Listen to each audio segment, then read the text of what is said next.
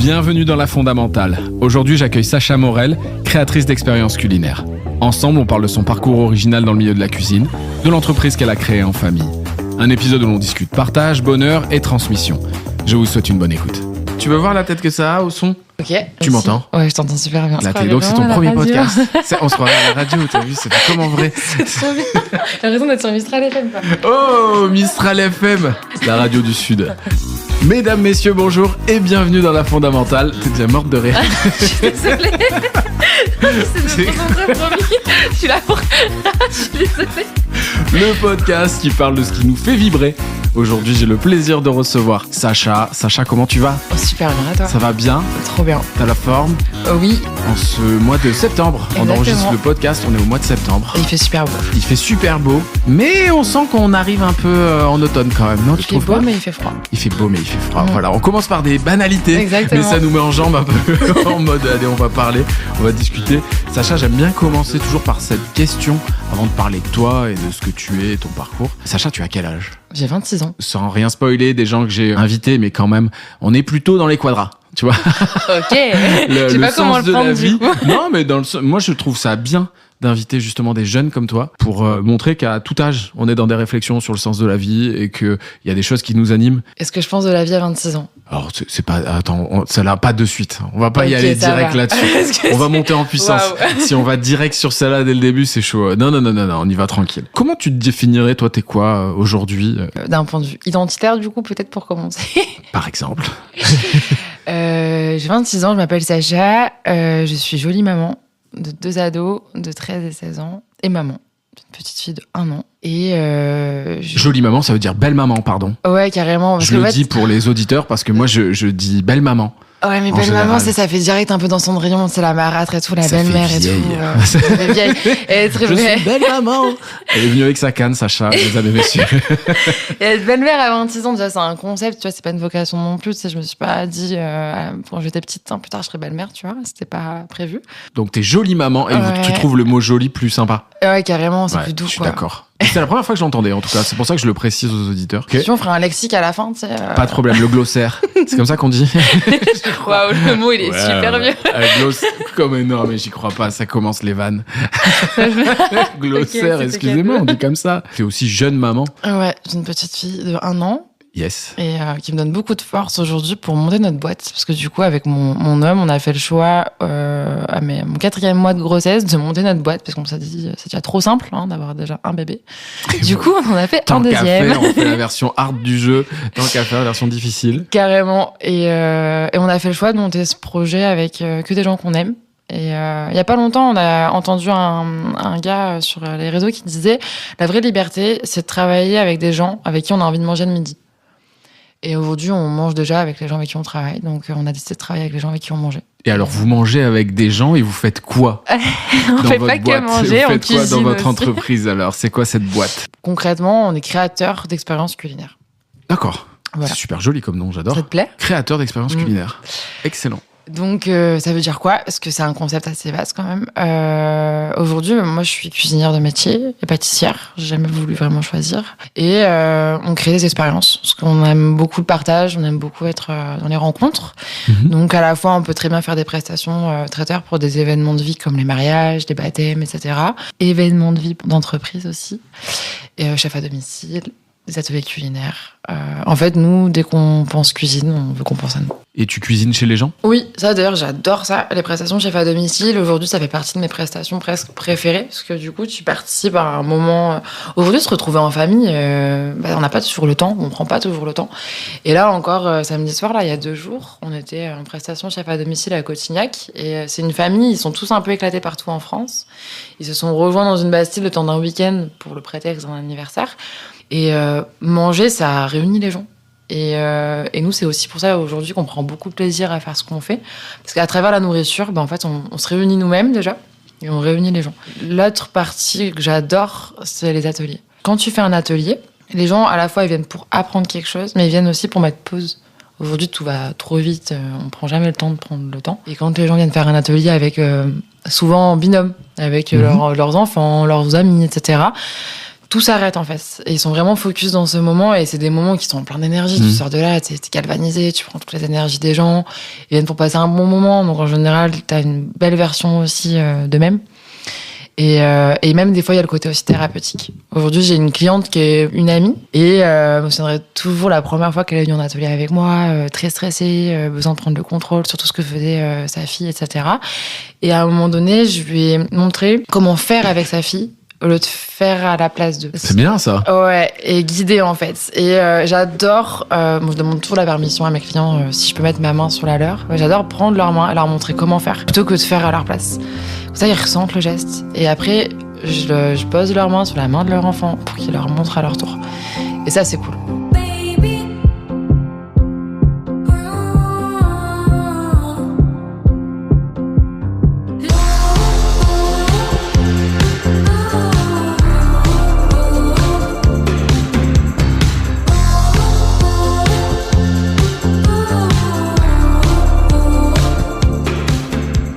Toi, comment tu deviens cuisinière en fait ? C'était mon rêve de petite fille.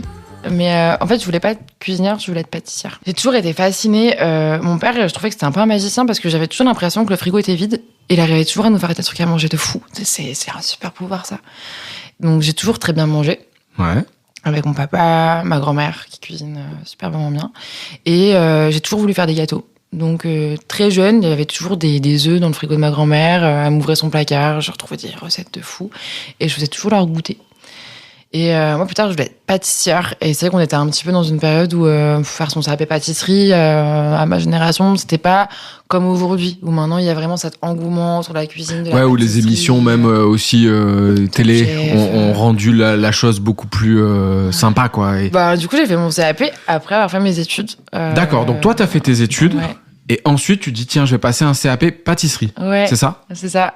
En fait, c'est les événements de la vie qui m'ont amené à faire ça et à m'autoriser aussi à le faire. J'ai eu mon diplôme de licence de lettres pour être en route, donc pour être professeur de français. D'accord, toi, t'étais parti pour ça. Et ouais, comme mon grand-père. Donc voilà, c'était le bon compromis. Je faisais mes études. À côté, j'étais barmaid pour payer mes études, etc. J'étais assez indépendante. Et... quand j'ai eu mon diplôme, ça correspond à l'année où j'ai eu un très grave accident de voiture. Et j'ai conscientisé 1 an et demi après mon accident que j'avais fait, ça fait très psychopathe, me juge pas Seb, mais j'avais fait une sortie de corps. Ah je savais pas que ça existait. Non, genre dissocié. Ouais, vraiment, en fait, je suis sortie de mon corps, mais j'ai pas conscientisé ça, mais bon, forcément, tu te fais suivre dans ce genre de moment-là.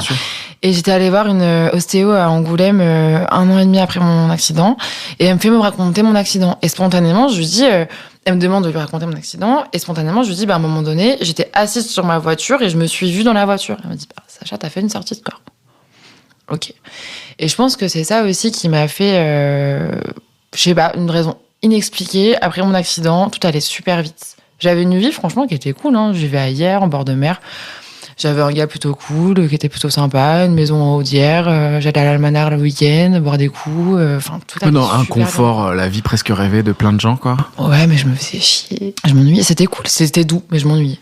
Et en fait, du jour au lendemain, je faisais une saison et un soir, je suis rentrée chez moi, j'ai eu une sorte d'illumination, je suis restée allongée sur mon canapé, j'ai regardé le plafond, j'écoutais de la musique en boucle. Et cette musique, c'était All I Want de Kodaline. Ouais, tout ce que je veux, c'est vivre, tout ce que je veux, c'est aimer, tout ce que je veux, c'est exister. Et en fait, à ce moment-là, je tombe sur une phrase en combo de Oscar Wilde qui dit « La plupart des gens se contentent d'exister, très peu s'autorisent à vivre ».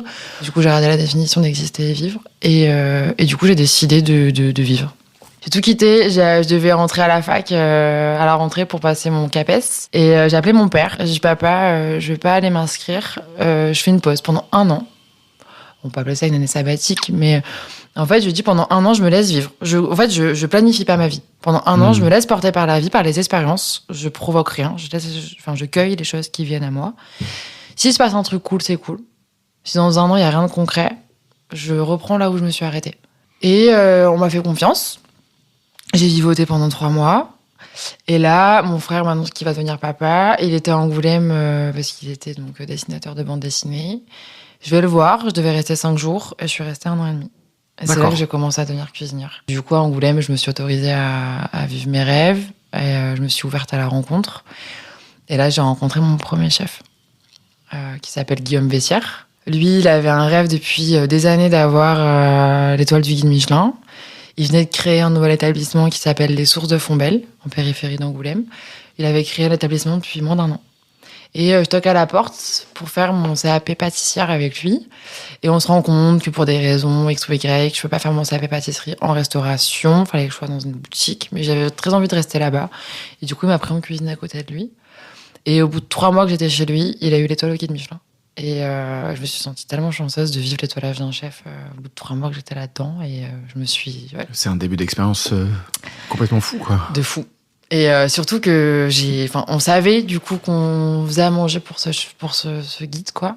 Et mon chef m'a laissé faire parce que j'étais au poste du garde-manger. Donc je faisais les 8 premières bouchées qu'un convive dégustait lorsqu'il s'asseyait. Je suis sortie de là, j'avais appris tellement en 1 an. Je me sentais un petit peu impostrice de dire au bout de 3 ans, je suis chef. Mais parce que en 3 ans, j'étais dans des cuisines où j'ai appris très vite. Et je suis tombée chez des chefs où très vite ils m'ont donné des postes où même si tu sais pas, t'as pas d'autre choix que de savoir en fait. Ouais, c'est t'avances quoi. On n'est pas là, ouais, tu fais et il faut que tu bouges quoi. Ouais, c'est ça. Tu sais pas faire, en fait on s'en fout, tu fais, tu te débrouilles quoi. Je trouve que c'est la bonne école. Moi j'aime bien cette idée-là. Ouais, je pense. Même si t'as pas le temps de te poser la question de est-ce que je suis légitime, est-ce que je suis, le syndrome de l'imposteur quoi. En général là c'est avance. Et oui tu te plantes. Parce que je pense que ça t'arrive de te planter. Hein. Mais n'empêche, ça te permet de te montrer que même quand tu trébuches, même quand tu te plantes, tu te relèves et t'avances. Je trouve ça intéressant.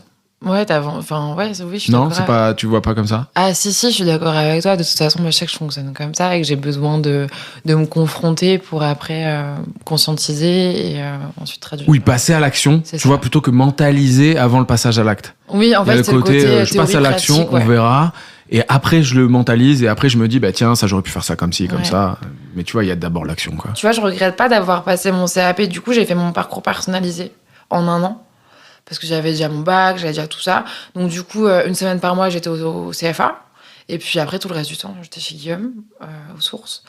Et en plus de ça, quand je suis arrivée là-bas, on était dans l'après-Covid. Donc, c'était des énergies aussi très particulières. Et comme on était aussi une petite équipe, j'ai appris beaucoup en peu de temps, quoi. Et j'ai adoré le milieu de la gastronomie. Le milieu étoilé, je le connaissais pas parce que je viens d'une famille assez modeste, donc j'avais jamais mangé dans un étoilé en vrai avant. J'avais envie de connaître le monde étoilé, mais chez un autre chef, parce que je pense que c'est un milieu qui se vit de façon très différente en fonction de quel chef tu es. Je reviens sur donc le cercle Project. C'est ça? C'est comme ça que ça s'appelle? Comme ça, ouais. Je dis pas de bêtises? Non. Donc, le Cercle Project, toi, vous aujourd'hui, puisque c'est une boîte que tu as montée avec ton homme, cette boîte, elle va dans des valeurs qui sont liées à l'expérience passée que tu as eue. Nous, on a besoin de faire en sorte que les gens bossent dans des conditions qui soient raisonnables, qui soient bienveillantes, à l'écoute. C'est ça? Ouais, c'est complètement ça, ouais. C'est des valeurs communes et c'est aussi un parcours croisé entre ce que Geoffroy a pu connaître en tant que manager aussi dans sa carrière à lui. Okay. Merci. Et puis, ce qu'ont vécu aussi les autres créateurs de la boîte. Toi, en tout cas, tu tiens quel poste? On m'appelle le leader sensoriel. Le leader sensoriel. Yes. Cool. Parce que, en fait, je m'occupe de toute la partie sensorialité, en fait, de la boîte. Donc, manger, ressentir, vibrer, tout ça. En gros, c'est qu'on développe l'essence des convives, autant dans l'aspect gustatif, mais aussi dans l'aspect ressenti. D'accord. Dans cette boîte-là, dans le cercle, qu'est-ce qui te donne envie de monter la boîte? Déjà, j'ai toujours ce côté très indépendant et c'est marrant parce qu'on m'a souvent dit que plus tard, on me voyait pas forcément salarié. Je me suis rendu compte que plus je me sens libre dans ce que je fais et plus je prends du plaisir et du coup, plus j'excelle dans ce que je fais. Et dans les expériences où j'ai été une pure salariée, pendant 2 mois, c'était cool parce que j'apprenais des choses. Très vite, je me sentais prisonnière parce qu'en fait, t'exécutes quelque chose et t'exécutes sans vraiment réfléchir à pourquoi tu fais ça. Du coup, il n'y a pas de sens. Et aujourd'hui, quand même, notre travail, c'est quand même 80% de notre vie. Donc, si tu trouves pas de sens à ce que tu fais, la dépression, quoi. D'accord. C'est comme ça que tu vois les choses. Ouais, moi, j'ai besoin d'entreprendre, j'ai besoin de créer. Je suis très créative. On m'appelle un peu l'arc-en-ciel, on m'appelle un peu le papillon, la licorne dans mon entourage. Alors, bien sûr, je suis pas qu'un papillon, je suis pas qu'une licorne. J'ai conscience que la vie, c'est pas non plus tout beau tout rose. Mais en tout cas, c'est ce que tu mets, toi, dans ton art, dans tes créas. La légèreté. Et on me dit beaucoup que je suis une créa. Et du coup, moi, je suis un peu l'aspect rêveur. Et Jo, c'est pour ça qu'on est très complémentaires dans ce qu'on crée aujourd'hui. Lui, il est très terre à terre et il sait où il va. Et toi, par contre, ça te permet de rêver. C'est ça. Lui, c'est le pragmatique. Ça, c'est top. Ça, c'est vraiment cool. Alors, du coup, des fois, on parle pas trop le même langage, donc ça crée un petit peu des cacophonies et tout. Moi, je suis attends, c'est beau, c'est rose et tout, c'est cool. Et puis, lui, il dit, non, mais attends. Donc, des fois, c'est un petit peu frustrant. Et puis, à force, on apprend aussi à créer ensemble, on apprend à communiquer aussi. On a inventé un peu notre alphabet aussi. Et puis, maintenant, on accepte le rêve de l'autre, on accepte le pragmatisme de l'autre, parce qu'on sait que en fusionnant, ça va être cool. Ça va donner quelque chose de bon. Ouais. Ça fait quoi de travailler avec son homme ? Waouh. C'est un concept, hein. C'est un concept. Travailler avec son homme, c'est un concept. Parce que du coup, tu passes 24 avec ton homme ou pas ? Ça marche pas comme ça ? Oui et non, parce que en fait aujourd'hui la boîte en fait elle est tellement grande, ça c'est incroyable parce que on a commencé à créer le projet il y a 1 an et demi et elle existe vraiment au registre des sociétés parce qu'on a une SAS depuis le mois de mars, donc ça fait seulement 6 mois qu'on existe. Et aujourd'hui, on travaille déjà énormément. Génial. Donc c'est marrant parce que tout à l'heure, tu me disais, c'est sympa des fois, les podcasts, ça sert de faire un peu un bilan aussi. Et il y a pas longtemps, je disais à Jo, viens, on s'assoit un peu en haut de la montagne, on regarde un peu le paysage 2 secondes, ça peut être sympa. Parce que tout va tellement vite que tu prends pas le temps de regarder vraiment ce que tu as fait. Et d'apprécier. Ouais. Il faut toujours avancer, mais tu prends pas le temps de regarder ce que tu as fait. Et aujourd'hui, c'est vrai qu'on peut être fier parce qu'en seulement 6 mois, en plus gérer une vie de famille, des enfants en bas âge, etc. Aujourd'hui, ce qu'on a créé à l'énergie collective, parce que c'est pas juste nous deux, c'est l'énergie collective, c'est juste waouh. Mais non, c'est pas facile. Franchement, travailler avec son homme, qui est aussi papa de son enfant, et créer la boîte ensemble. Quand tu crées une boîte, c'est méga stressant. Créer sa boîte, c'est un pari, tu te lâches dans le vide. Oui, parce que tu investis de l'argent au départ, vous investissez de l'argent, et tu te dis, est-ce que cet argent, je vais pas le perdre ? Est-ce que la boîte va fonctionner ? Est-ce que je vais trouver les clients ? C'est ça ? Stress ? C'est une partie de poker. C'est une partie de poker. Franchement, c'est une partie de poker. On s'est regardé il y a 1 an et demi, on s'est dit, voilà, on a un petit pécule. C'est soit, on se crée une maison, on vivote, c'est cool. On va vers le confort, quoi. Voilà. Mais soit on tente. Soit on tente de créer notre boîte, d'investir. C'est de l'investissement, quoi. Et puis, pour nous, avoir notre boîte, investir, et puis, c'est aussi être libre. On sait que c'est dur. On sait que là, on passe quelques années qui sont difficiles. C'est quoi ? C'est le début, le temps de démarrer, le temps de se faire connaître ? C'est quoi qui est difficile ? Ce qui est dur, c'est que, en fait, tu travailles en 7/7. Ah ouais, ok. Ton cerveau, il est jamais en off. Alors du coup, ce qui est canon, c'est que on arrive à être libre aussi de comment on s'organise. Donc les semaines, on a les enfants, on fait en sorte de beaucoup travailler de la maison pour être là pour eux. Je vois. On peut se permettre de faire une pause quand ils rentrent de l'école pour être là pour eux pendant 4 heures, faire les devoirs avec eux, de partager en fait, être là pour eux. Oui, ne pas rater ces moments-là. Exactement. Et pas être au boulot c'est ça. en se disant, j'ai ces moments de partage avec mes enfants, je les ai pas, quoi. Être là au match de hand. Voilà. Et par contre, quand ils sont au dodo, nous, on sait qu'on reprend les ordi jusqu'à minuit. Mais quel enfer. Quel enfer. De mon vieil âge, ça, c'est quoi, je pourrais plus le faire. C'est passager. Mais j'avoue, oui. Mais après, ceci dit, ça doit être une vraie dynamique, Mais moi qui ai besoin des heures de sommeil, c'est l'enfer. Mais après, t'as 26 ans, ça aide. Ouais, j'ai 26 ans. Mais n'empêche, je trouve qu'il faut une énergie folle. Et je crois qu'il y a des âges, très honnêtement. Je dis pas que je le ferai pas, mais quand même, tu vois, les nuits de sommeil de 8 heures, c'est bien. Ah non, mais c'est trop bien parce que moi, j'adore dormir. J'ai beau être matinal. Non, par contre, on a nos moments de doute. C'est pas forcément facile. Et puis, avec l'intensité de la vie qu'on a aujourd'hui en création de boîte, notre vie de famille, etc., c'est très compliqué de se prendre des moments de fou. Juste 1 heure, tu vas courir, tu te fais un peu de yoga ou tu vas boire un verre, quoi. C'est compliqué. Donc ça, j'avoue que c'est pas forcément facile. Par contre, nous, notre force, c'est que forcément, quand tu montes une boîte, avec tout ce que ça implique, tu as des moments de doute. Et souvent, on doute pas en même temps. Du coup, quand on a un qui doute, l'autre, il a toute l'énergie à ce moment-là pour dire allez, vas-y, lâche pas. Tu te rappelles pourquoi on a fait ça. Ah, ok. Et l'autre, c'est beau, ça. Et ça, vous avez ce soutien, chacun l'un et l'autre. Ouais, et je pense qu'on se fait assez confiance. Okay. Moi, je le vois comme une chance parce que déjà pour un homme, c'est quand même difficile de montrer ses faiblesses parce que dans le monde dans lequel on vit, l'homme il doit toujours être fort. C'est vrai. La femme, moi, elle pleure tout le temps, c'est relou. Une femme, ça pleure tout le temps. Il y a ces clichés là, malheureusement, qui sont un peu. L'homme, il doit être tellement fort, mais en fait, l'homme, il est, en fait, c'est un être humain, quoi. Il a le droit d'avoir ses failles, il a le droit d'avoir ses moments de doute. Et quand Jo, elle a ses failles et ses moments de doute à côté de moi, je le vis comme une chance. Après, c'est un cadeau qu'il me fait. Il s'autorise à être faible face à moi. C'est trop bien. Donc dans ces moments-là, je suis contente d'être là pour lui, de le prendre dans mes bras, de lui dire allez vas-y, craque un bon coup, ça va aller. Franchement, dans 2 ans, on se regardera, on gère. T'as vu pourquoi on a fait tout ça. Donc toi, tu le soutiens complet, quoi. Et inversement, quand c'est toi qui as les moments de doute. Ouais, on soutient et tout. Parce qu'on se dit, franchement, c'est du masochisme de se dire putain, on fait un bébé et en même temps on monte une boîte, enfin du what. Et on sait pourquoi. On sait pourquoi on fait. Il faut être insomniaque. Ah ouais, insomniaque. Enfin non, ça me paraît. C'est pour ça que je trouve ça tellement inspirant de voir cette énergie que vous mettez là-dedans et ce courage, parce qu'il faut un courage monstrueux pour faire ça. Ouais, c'est nos enfants aussi qui nous donnent cette force-là. On le fait pour eux aussi, hein. On le fait pour eux parce que si toutefois tout se passe bien, on n'aura plus de questions à se poser pour les aider aussi à grandir. C'est pour ça que tu le fais, quoi. Ah oui, bien sûr. Et on est toutes des jeunes mamans, parce qu'on n'est qu'une brigade, du coup, petite... Donc c'est ce que tu me disais, avec plutôt féminine. Que des femmes. Que des femmes. Une brigade que de chefs avec un E. Trop bien. Donc quand je le dis à nos clients, vous inquiétez pas, attention, on a aussi des hommes dans l'entreprise, parce que sinon bientôt on va être retoqués pour des questions éthiques. Dans les créateurs, on est 3 femmes, 3 hommes. Ouais, okay. C'est laisser cette place aux femmes, en tout cas en cuisine, et leur, c'est ce qu'on disait un petit peu tout à l'heure, dans cette bienveillance, dans une autre manière de bosser que les clichés qu'il y a dans les cuisines. Puis c'est une façon aussi de nous démarquer. Aujourd'hui, les clients, à chaque fois que je leur en parle, ça reste. Ouais. Ça reste la petite brigade de chefs avec un E en veste noire et bandeau doré. Je vois. Trop bien. Ouais, c'est cool.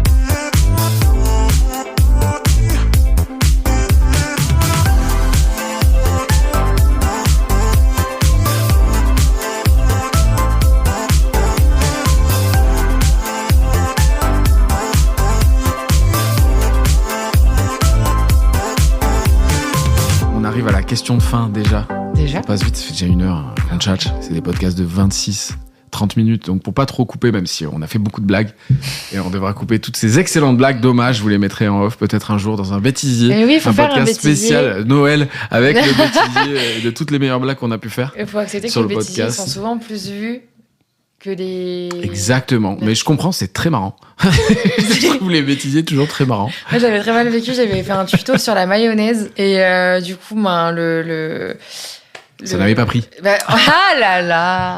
Elle sera dans le bêtisier. Mais du coup, le bêtisier du tuto a eu plein de vues.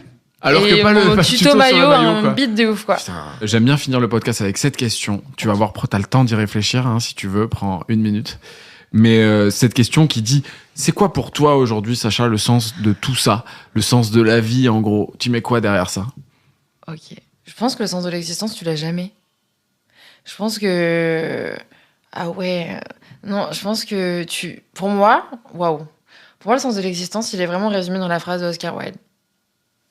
Pour moi, qui dit la plupart des gens se contentent d'exister et très peu s'autorisent à vivre. Qu'est-ce qu'elle vient résonner chez toi, cette phrase? Pour moi, alors je dis pas que c'est la bonne définition de la phrase, mais moi, en tout cas, dans mon ressenti, pour moi, le regard des autres, c'est le fait de se comparer, le fait d'être jugé, le fait de faire les choses... pour moi, faire les choses en fonction de qu'est-ce que lui va penser de ce que je fais.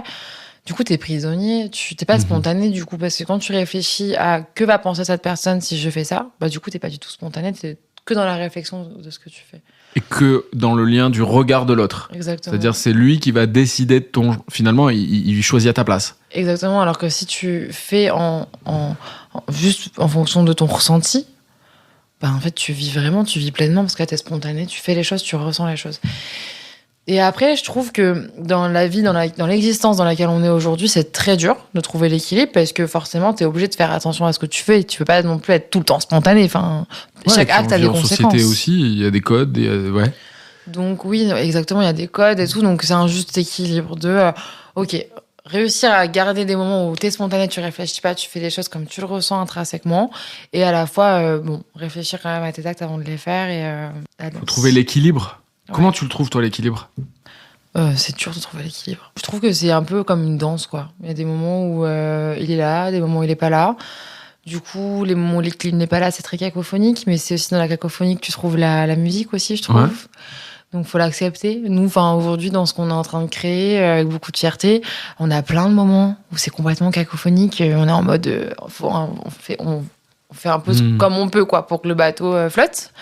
Donc, c'est très cacophonique, mais à la fois, ça sonne. Ouais, ça navigue quand même. Ouais, je pense que on peut comparer ça un peu à du surf, tu vois. Quand tu surfes sur la vague, tu ressens quelque chose de fort, quoi. C'est dans les tripes, c'est là. Quand tu surfes un peu moins, tu tombes dans l'eau, et puis après, tu remontes sur ta planche, et puis tu prends la prochaine vague, et puis c'est cool. Finalement, il y a aussi cette idée d'accepter de tomber dans la flotte, des fois. Et de se dire, c'est pas parce que je suis tombé que je suis un moins bon surfeur. Ouais. Ça fait partie du jeu, quoi. Puis nous, on tombe tous les jours. On tombe tous les jours et on surfe tous les jours. Donc, ça n'empêche pas de surfer. C'est trop bien. Et en plus, je trouve que l'image du surf, elle est super intéressante parce que pour surfer, il faut avoir l'équilibre. Dès que tu perds l'équilibre, tu tombes dans l'eau. Et c'est un super bon indicateur, en fait, je trouve. Parce que t'as beau très bien surfer, il suffit que, bim, tu sois un peu déstabilisé, bim, tu tombes, tu remontes. Et c'est très marrant parce qu'au moment où on a décidé de monter la boîte, 2 mois après, on est parti avec toute notre petite famille sur la côte ouest. On a fait une semaine de surf. Donc, je trouve que l'image est belle. Ouais, c'est chouette là-bas. Et d'ailleurs, si vous montez une brigade là-bas et vous cherchez un chef, j'y vais sans problème. Ah oui, c'est vrai. Mais tu pourras venir faire des podcasts. Je vais me voir dans le miroir. Tu pourras être reporter si tu nous suis dans nos aventures, parce qu'on a une ambition monde. Peut-être qu'on aura besoin d'un reporter attitré. Je vous le souhaite, avec grand plaisir. C'est une belle conclusion que tu nous fais avec cette image du surfeur. Bon voyage. T'as une vraie facilité à tchatcher. Parce que je pense que... Ah, si moi j'ai une facilité à parler. Ouais, tu as une belle élocution. C'est très mal dit de le dire comme ça. Et une belle élocution, le truc le pire au monde de dire ça. On dirait un orthophoniste. Ouais, c'est clair, bravo. Jean-Michel orthophoniste. Je suis coach vocal, mais... On va t'appeler Jean-Michel. Non, mais je trouve qu'il y a une maturité chez toi, n'empêche. Et je pense que les auditeurs l'ont entendu et n'hésitez pas à nous le dire et n'hésitez pas à partager ça. C'est très impressionnant. Il y a du sens. Enfin, on sent que tu as réfléchi le truc et que tu as pris du temps pour conscientiser des choses. Et c'est impressionnant, franchement très impressionnant. Et donc ça a été un très grand plaisir de te recevoir sur le podcast de La Fondamentale. J'espère que c'était cool pour toi. Ah mais j'ai adoré être là, franchement, merci beaucoup de m'avoir invité. Avec grand plaisir. Et on se revoit derrière les fourneaux. Avec plaisir. Où est-ce qu'on peut te retrouver avec le cercle, sur les réseaux, où est-ce qu'on vous retrouve? On peut nous retrouver partout, évidemment sur notre page Instagram, le cercle-du-6 project, notre site web. Nos ateliers, on les fait chez Boulanger et au domaine de l'Olycée. On nous retrouve aussi un peu partout dans tous vos événements de vie. Trop bien, on vous laisse les liens, on fera les partages en collaboration sur Instagram et tout. Merci à tous de nous avoir écoutés et vous êtes de plus en plus nombreux à nous écouter, ça nous fait très plaisir. À très très vite, à la semaine prochaine finalement. Merci Sacha, à très vite. Merci Ciao. À toi, bonne journée.